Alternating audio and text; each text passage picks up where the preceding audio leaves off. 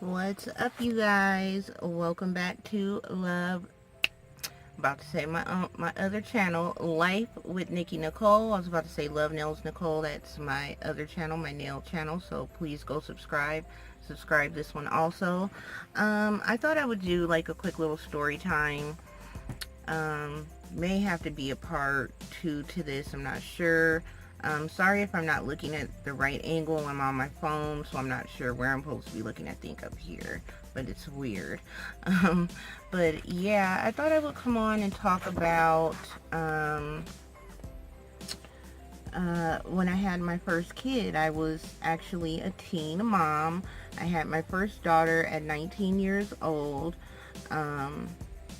With Steve. He is the father of all 4 of my kids. My first kid was my daughter, which was Dajanay. She's now 18. But I had always wanted a girl.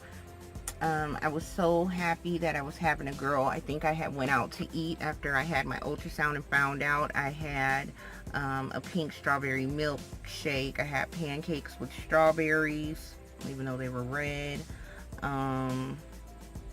What else? I had something else, I think pink. I had strawberry ice cream. I was just all sorts of crazy.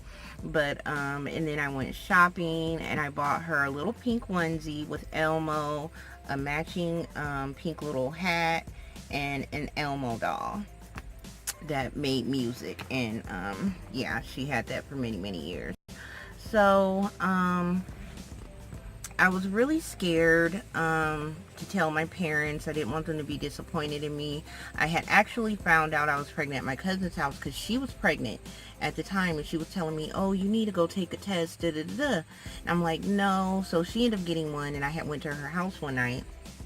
Actually, me, Steve, her, and her at the time, I think, husband was there. And so we went in the bathroom and took it. No, Steve wasn't there. He wasn't there. So we went in the bathroom and took it. Sure enough, it came out positive, and I was just freaking out. I almost like fainted. I didn't know what to do. I was happy but scared at the same time because I was only 19 or maybe 18. You know, I didn't have her until, no, I was 19. I think after I gave birth to her, I turned 20, something like that, because she was born May 6th. My birthday is May 20th. So yeah, I was really freaking out, but I was happy. So I wanted to be sure, so I had my mom make me a doctor's appointment because I was really sick.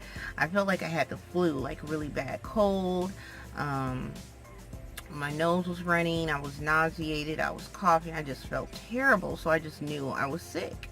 So she made me the appointment to go to the doctor, and I went. And you know, they always have you pee and take a pregnancy test, and sure enough, she came back and said, you're pregnant. And my cousin went with me to the appointment. She was all happy, like, yay, I told you, da da da da da. And so when I went to the doctor's, I locked my keys in the car. So I had to call my mom to come bring my keys. And when she did, she said, what did they say? And I just started busting out crying. And I was like, they said I was pregnant, you know, like, I don't know why they said that, you know. She was like, really, you know, she's like, by Steve? I'm like, yeah, Mom, you know, like, mad at her, like, why are you even asking me that, you know? Yeah. And she was like, well, have you told him yet? I'm like, no, I just found out, and I'm locked out my car, da da da da, like, I'm going to, you know. She's like, okay, you know, well, get in your car, go home, calm down. I'm like, okay. So I go drop my cousin off. I go home. I think I called Steve, told him to come outside. And at the time, he lived like across the street from me, 4 houses down, but across the street. I could see his house from my bedroom window, or, you know, outside of my yard, I could see his house. So I'm sweating, y'all. It's hot out here. So he comes outside and we sit in the car, and I tell him, like, you know, I had took a pregnancy test. It came back positive. I went to the doctor. They said positive, and you're going to be a dad. And I think he just had a look of shock on his face, you know. But he wasn't tripping like, you know, like most young men what you would think would, you know, oh, it ain't, you know, are you sure it's mine? And he didn't ask me none of those stupid questions. But I had told him, I was like, you know, if you're not going to be in our life, you know, if you're not going to be with me and this baby forever, because I don't want a baby daddy, then you can step and get to walking right now and let me do this journey alone. But if you're here with me for the journey for the whole time, and you're going to be in her life, you, me, and her together always, then, you know, let's talk about what our future is going to be and what we're about to do. I think at this point we had been dating maybe almost a year, not even. So, you know, we were still trying to, you know, get to know each other, but we were already, you know, we already had love for each other and stuff, and we're pretty much inseparable. So, you know, that wasn't an issue because we knew we loved each other, so that was cool. So, I'm going to skip ahead. About 23 to 24 weeks in the pregnancy. Well, I was working at the time too when I was pregnant with her, and I was having bouts of morning sickness. It wasn't super bad, but was it bad with her? I know 2 of my other kids it was really bad. I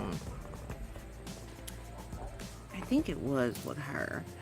But anyways, around the 23, 24 week, I was starting to have some, what I thought was Braxton Hicks contractions.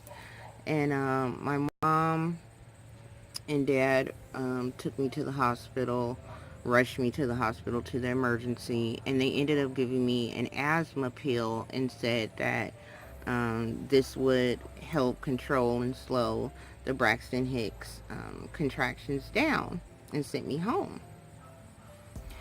And so I took that. And they seemed to make them even worse. So I had called Steve over when I had got back from the hospital. You know, he came by, sitting down with me, and I'm trying like not to show him I was in pain because I had never been around him like that before, and I was like trying to be cute still.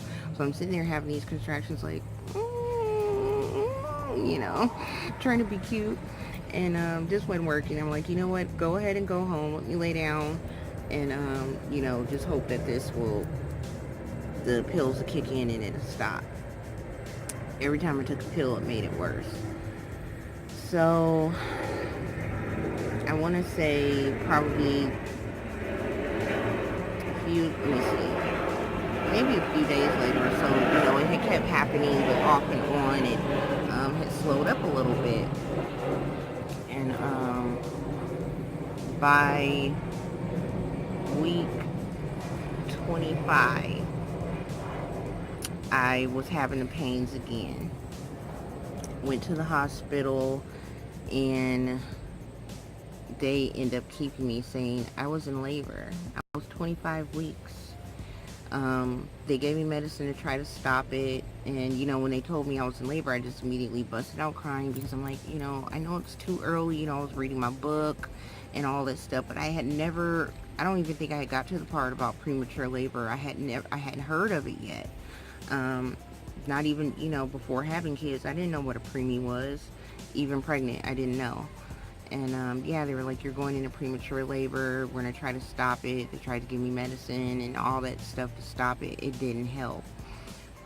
She was ready to come. So I went into labor.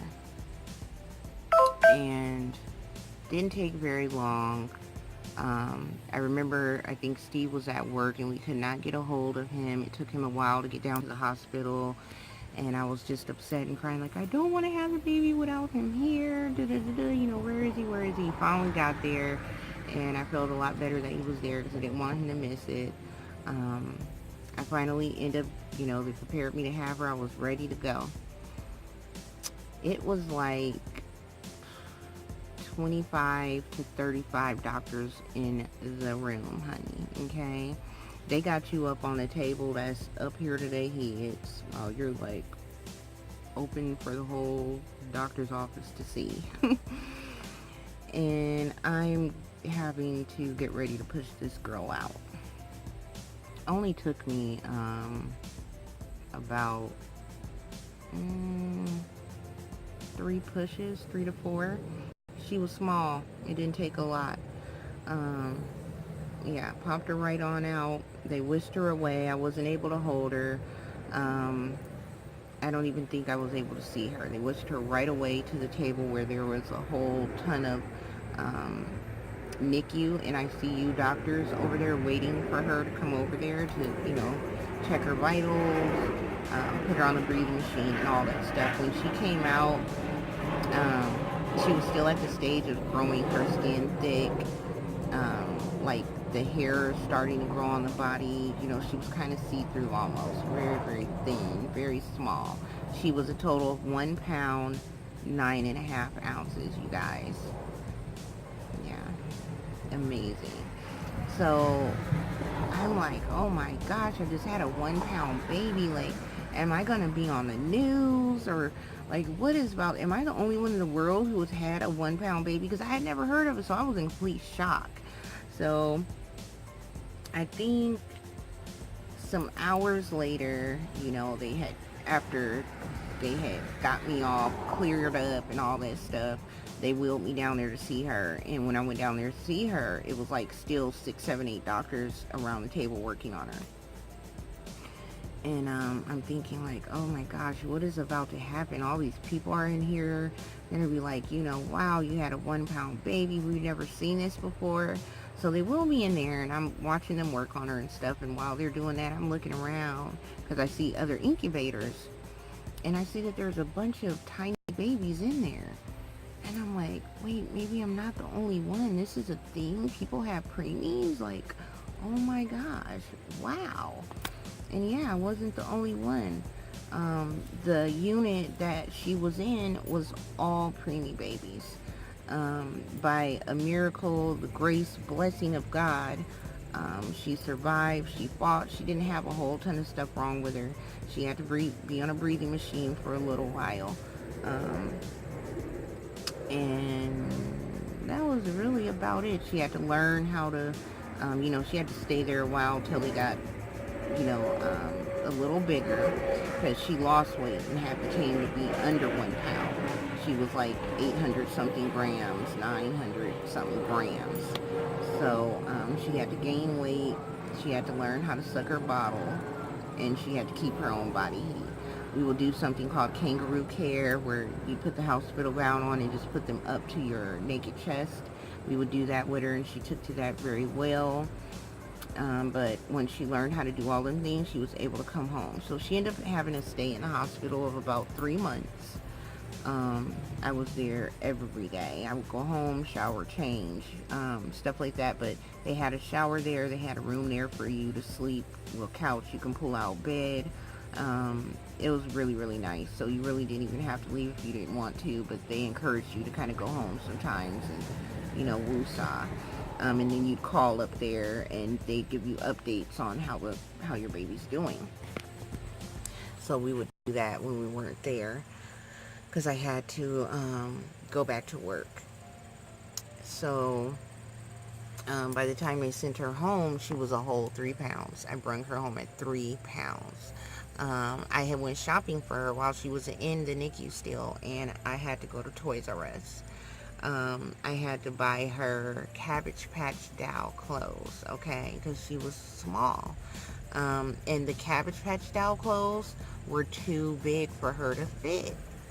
So they were like hanging off of her because she was so small. The first little thing I bought her was a little pink robe and pink pajamas, and it had Velcro on the back because it was for a baby doll. No, it was mint green and white pajamas, and it was for a baby doll.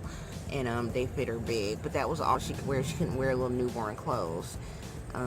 They were too big for her. 0 month was too big. 0 month diapers too big. They had special preemie diapers. It looked like a little, like your, you know, panty liner. Say a panty liner with a wing. It was something like that, but smaller. A big diaper would have came all the way up over her head, like a newborn diaper. It would have been too big. So, I mean, they had little tiny blood pressure cups. just little small everything. I mean, her feet, like when we had, was able to hold her. Let me see. When I was able to hold her, I wasn't able to hold her for a whole month. The day, no. I take that back. The first time I was able to hold her was on my birthday. I had her May 6th, and the first time I was able to hold her was May 20th. It was my birthday. And in order to hold her, they had to put a pillow like on my arm and in my lap and lay her on the pillow, because she's so small. You can't hold her like you could hold, a normal baby in your arms regular. They had to be on something so you can have better control. Dang, police almost hit somebody. Yeah, so I mean, it was just amazing, you guys. I can go on and on about the things. I mean, it was a really tough experience. It was hard. I had to leave the hospital without taking my baby home. When it was time for me to check out the hospital after having her 2 days later, I had to leave with the flowers, the balloons, the gifts, all that stuff, and I had to leave her there, and I just cried the whole way home because I'm like, I want to take my baby home. I want to take my baby home. And I couldn't, she had to stay, and it just felt miserable every time I had to leave, and leave her there was the worst feeling. And I would say, being 19 and having a preemie baby at 19, it grew me up. Let me tell you, that really humbled me, and it really taught me something. I had always wanted to be a mom because I would always love kids. Even as a young kid, I loved kids. I loved babysitting. I just always loved babies. So I knew I was going to be a good mom. But going through that experience, it really, really taught me a lesson in life. So yeah, it was something. It was amazing, a miracle, but it was also very, very scary to go through. And very, very hard. But yeah, till this day, y'all seen her in the blogs. She's healthy. She's 18. She's getting ready to go to college. She has a job, all that good stuff. And you wouldn't be able to know, like every time I tell people like, yeah, I had a 1-pound baby, they're like, how is she? Is she, any developmental issues and stuff like that? I'm like, no. The only thing is, they said that since she was 3 months early, she would always be 3 months behind. So, like when she was three months old, she was really like still doing things a 1-month-old would do. When she was 6 months old, she was doing things a 3-month-old would do. When she was like, they didn't crawl until I think when she was like little, like 1. I think she was crawling at 1. She wasn't walking yet. So, stuff like that. It took longer for them to do. But, other than that, no huge, big issues, that come with having preemie. So that's why I say, yeah, it's such a miracle. But, yeah, it was such a shock to me, and just something to go through that, you would ever never thought, like, like, wow, I would have never guessed that I would have gone through something like that at all. So yeah, that is my story of being a teen mom, pregnant at 19, having a preemie baby, 1 pound, 9.5 ounces. I can't remember how long she was. I think I want to say she was 18 inches or something. She was actually quite long, 18 to 20, something like that. I'm gonna have to look at her birth certificate and see exactly what it was. But yeah, I just wanted to share that with you guys, and I hope that you guys enjoyed the story. If you did and you want to hear some more, because I have more, give this video a thumbs up and click the subscribe button, and I will see y'all in the next video. Bye, you guys. I hope that you guys enjoyed the story. If you did and you want to hear some more, because I have more, give this video a thumbs up and click the subscribe button. And I will see y'all in the next video. Bye, you guys.